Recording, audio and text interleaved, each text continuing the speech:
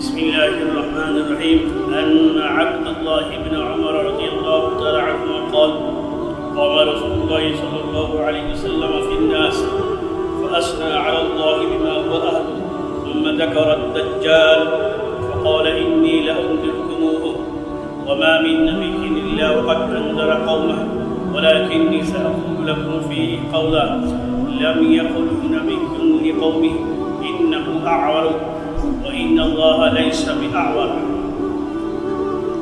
السلام عليكم ورحمة الله وبركاته. প্রিয় দর্শক ও শ্রোতা মণ্ডলী, আজকে আমি একটি হাদিস পাঠ করলাম। এই হাদিসটি আব্দুল্লাহ বিন উমর রাদিয়াল্লাহু তাআলা আনহু থেকে বর্ণিত হয়েছে। উনি বলতেছেন, নবী করিম সাল্লাল্লাহু আলাইহি ওয়াসাল্লাম একদিন মানুষের সামনে দাঁড়ায় গেলেন। দাঁড়ার পরে আল্লাহ সুবহানাহু ওয়া তাআলা প্রশংসা করলেন ওনার শান মোতাবেক। তারপরে নবী করিম সাল্লাল্লাহু আলাইহি ওয়াসাল্লাম দাজ্জালের ব্যাপারে কিছু আলোচনা করলেন। এই আলোচনা করার মাধ্যমে বলিয়েছে, আমি তোমাদেরকে দাজ্জালের ব্যাপারে ডরাইতেছি। আর কোনো নবী এরকম নেই যারা নিজের কওমকে দাজ্জালের ব্যাপারে ডরায় নেই। সমস্ত নবী নিজের কওমকে দাজ্জালের ব্যাপারে আগাহ এবং সাবধানতা করিয়ে দিয়েছিলেন এবং দাজ্জালের ব্যাপারে ডরাইয়েছিলেন।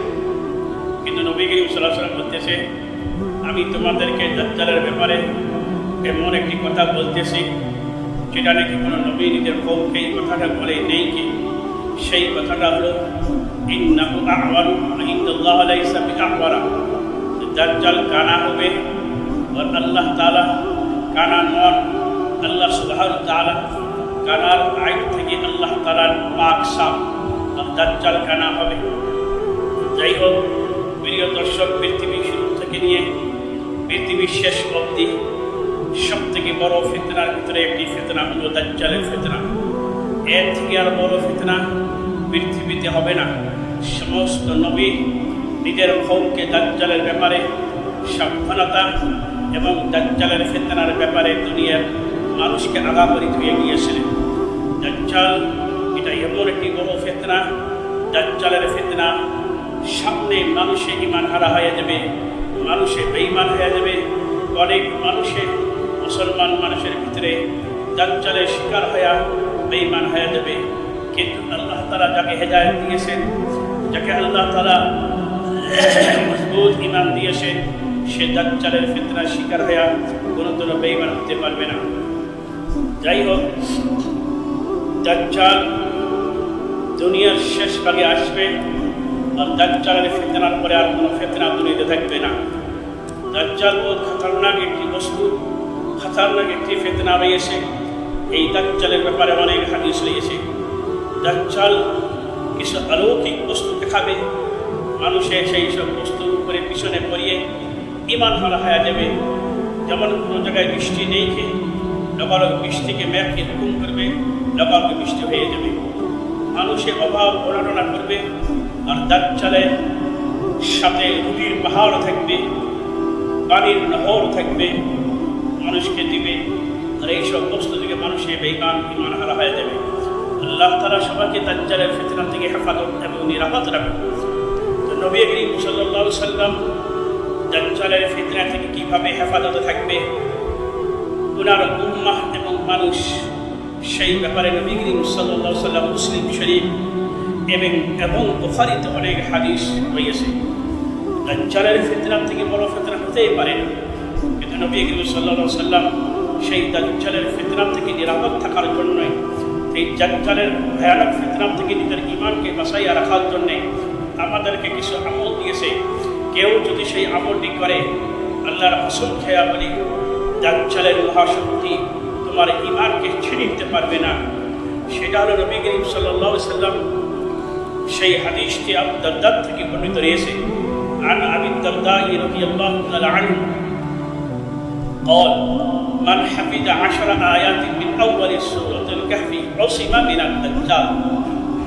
আবু দারদা রাদিয়াল্লাহু তাআলা আনহু থেকে এই হাদিসটি বর্ণিত হয়েছে যে নবী করিম সাল্লাল্লাহু আলাইহি ওয়াসাল্লাম বলেছেন, যে ব্যক্তি সূরা কাহফের প্রথম 10টি আয়াত মুখস্থ করবে, নবী করিম সাল্লাল্লাহু আলাইহি ওয়াসাল্লাম বলেছে, যে ব্যক্তি সূরা কাহফের প্রথম 10টি আয়াত মুখস্থ করবে উসিবা মিনাদ দাজ্জাল, আল্লাহ তাআলা সেই ব্যক্তিকে দাজ্জালের মহাশক্তি, দাজ্জালের ফিতনার থেকে সেই বান্দা বান্দিকে আল্লাহ হেফাজতে এবং নিরাপদে রাখবে।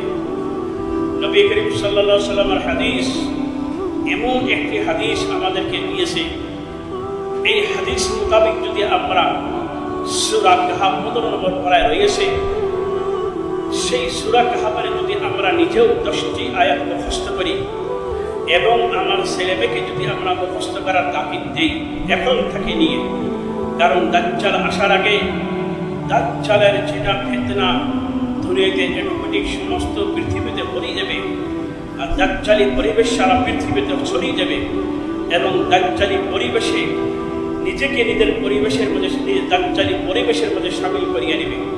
অনেক ভাই আছে আমাদের মুসলিম ভাইয়ের মধ্যে যারা দাজ্জালের পরিবেশকে পছন্দ করবে। হ্যাঁ, অনেক ভাই আছে যারা আল্লাহ নবী করিম সাল্লাল্লাহু আলাইহি ওয়াসাল্লামের পরিবেশকে ভালোবাসে, সে কোনোদিনও দাজ্জালের পরিবেশকে ভালোবাসতেই পারে না। এই জন্য আমি এই হাদিসের মাধ্যমে আমি একটাই কথাই বলবো, এখনো সময় আছে ভাই, আমরা সূরা কাহফের 10টি আয়াত মুখস্থ করি। যদি এই মুখস্থ করার কারণেই আল্লাহ তাআলা তোমাদেরকে যদি মুখস্থ করি, যদি কেউ সিনার মধ্যে সূরা কাহফের 10টি আয়াত রাখে, ইনশাআল্লাহ এই সূরা কাহফের 10টি আয়াত তোমার সিনার মধ্যে থাকার জন্যই দাজ্জালের বড় থেকে বড় ফিতনা থেকে আল্লাহ হেফাজতে রাখবে। আর সূরা কাহফের মধ্যে অনেক ফজিলত রয়েছে।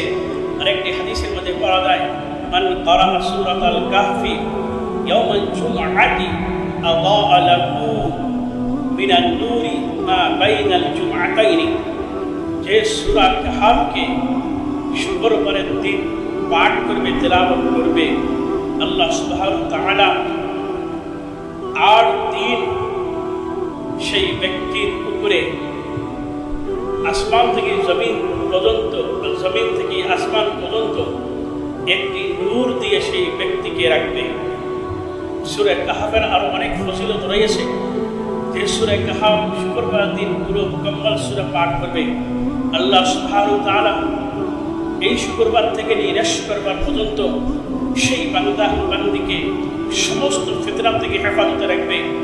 বরং হাদিসের মধ্যে রয়েছে, যদি ওই সপ্তাহের ভিতরে দাজ্জালও যদি আবির্ভাব হয়ে জাহির হয়ে যায়, প্রকাশ্য হয়ে যায়, আল্লাহ সুবহানাহু ওয়া তাআলা সূরা কাহফকে তেলাওয়াত করার জন্য সেই বান্দা এবং বান্দিকে দাজ্জালের বড় ফিতনা থেকে তার ঈমান, তার নিজেকে সে হেফাজতে রাখবে আল্লাহ সুবহানাহু ওয়া তাআলা।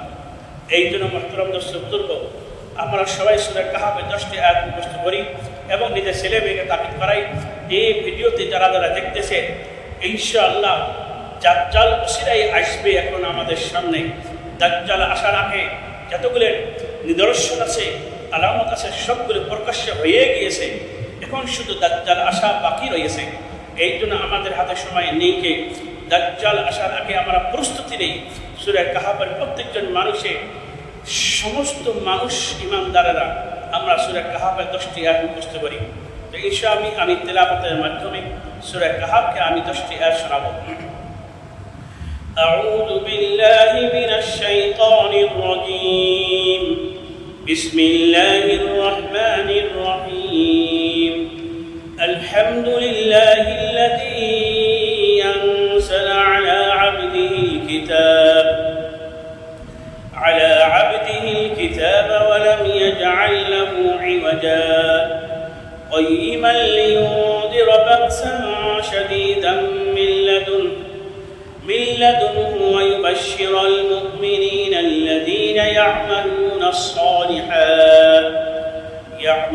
الصالحات أن لهم أجرا حسنا ماكثين فيه أبدا وينذر الذين قالوا اتخذ الله ولدا ما لهم به من علم ولا لآبائهم كبرت كلمة تخرج من أفواههم إن يقولون إلا كذبا فلعلك باخع نفسك على آثارهم إن لم إن لم يؤمنوا بهذا الحديث أسفا إنا جعلنا ما على الأرض زينة لها لنبلوهم أيهم أحسن عملا وإنا لجاعلون ما عليها صعيدا جرزا أم حسبت أن أصحاب الكهف والرقيم كانوا من آياتنا عجبا إذ آوى الفتية إلى الكهف فقالوا ربنا آتنا من لدنك رحمة وهيئ لنا